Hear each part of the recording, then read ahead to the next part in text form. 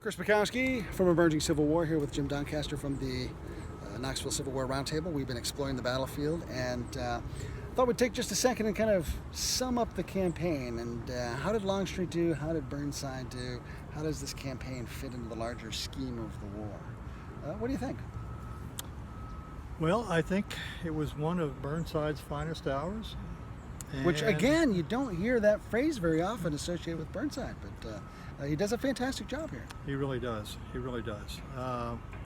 From avoiding being gobbled up in the field to the west of Knoxville as Longstreet closed on him, but continuing to do as Grant intended him to do, that is fall back gradually and pull Longstreet in this direction. That was Longstreet's plan all along, but Grant just reinforced that notion. To the stand that he made within the city. He was short on provisions. He went from 3/4 to half and half to a quarter provisions. But he maintained his lines well. He conducted, by the way, I did not mention, but he was tied in with telegraph wires to the different points in his lines. Okay. That was one of the few places, one of the few battles I know of where the commander was actually tied in telephonically to the defensive works around the city.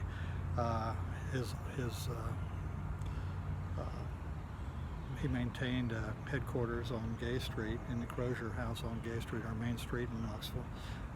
But when he wasn't riding the lines, he was still in communication with his commanding officers on those lines. He anticipated where Longstreet was going to attack. Just about everyone on both sides knew where it was going to come because that northwest bastion, that salient, was to everybody's mind. Too tempting. It was. It was indeed, and it was a spot at which you could rush a number of men to that point very quickly.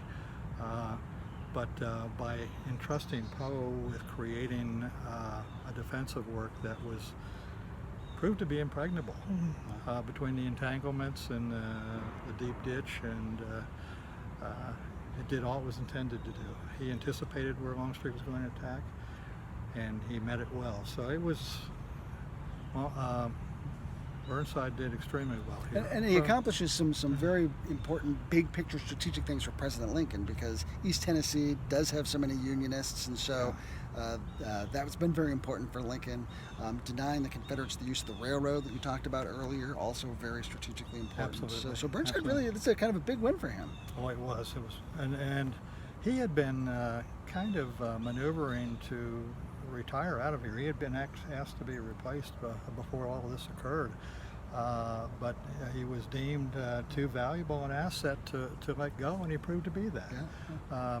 So how about James Longstreet? How does he perform? Okay, James Longstreet, just as this perhaps was Burnside's finest hour, this was not James Longstreet's finest hour by far.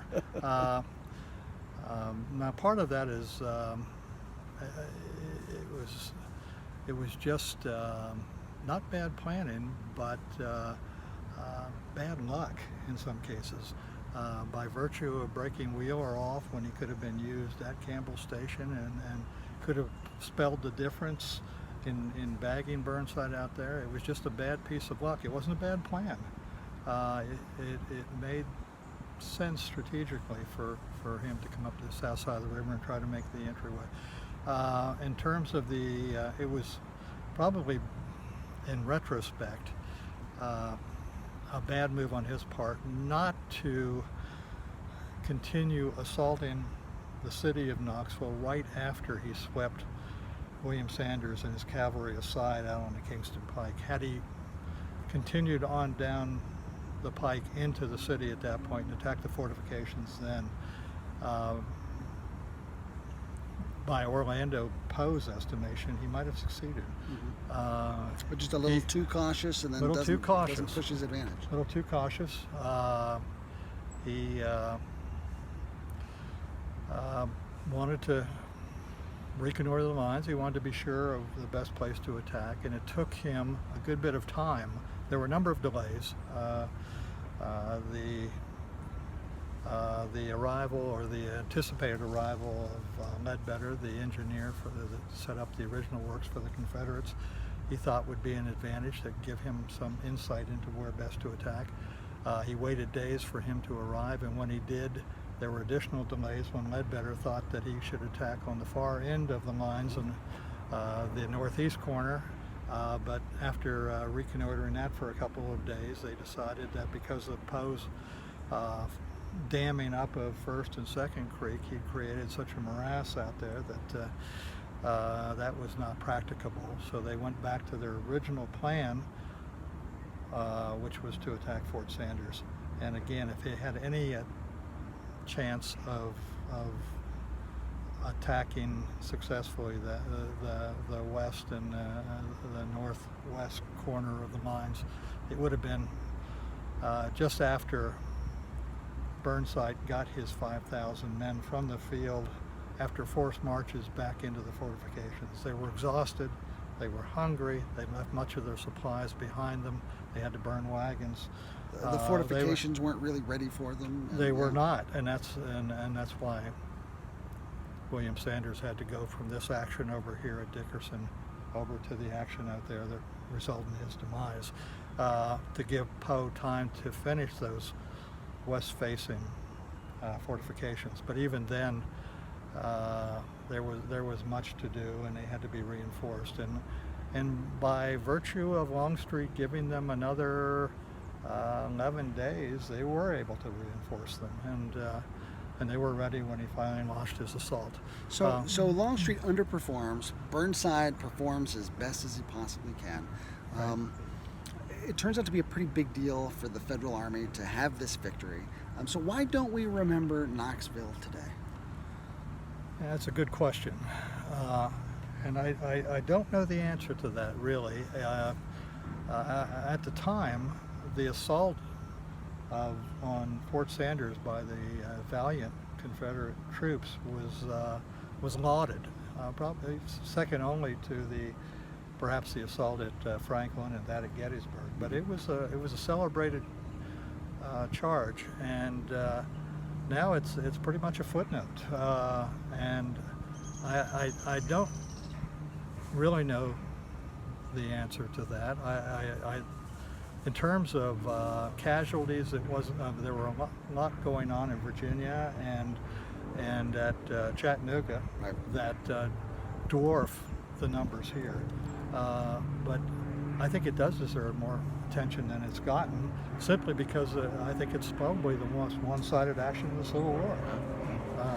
And that alone ought to bring it some notoriety. And we were talking earlier about how little remains of the battlefield, and I'm of the belief that if there's some sort of physical reminder, it's a way for us to remember something. If there was a Knoxville National Battlefield, well, that by virtue of its existence would remind people of it. But because the battlefield has largely been subsumed by the expansion of the city, there's nothing tangible except for this park where we're standing here at Fort Dickerson. Yeah, exactly.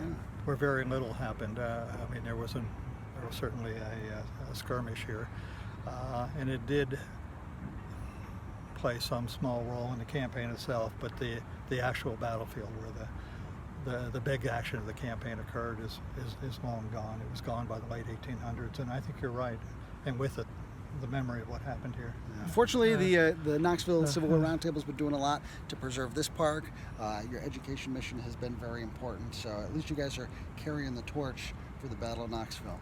Yep. So appreciate the work you guys are doing. And I appreciate your giving us a chance to talk about it a little bit, Chris. I really do. It's good to have you here. Oh, it's my privilege, really. So, Jim, thank you so much for being with us. Chris Mackowski from Emerging Civil War. We've been having a great time here in Knoxville.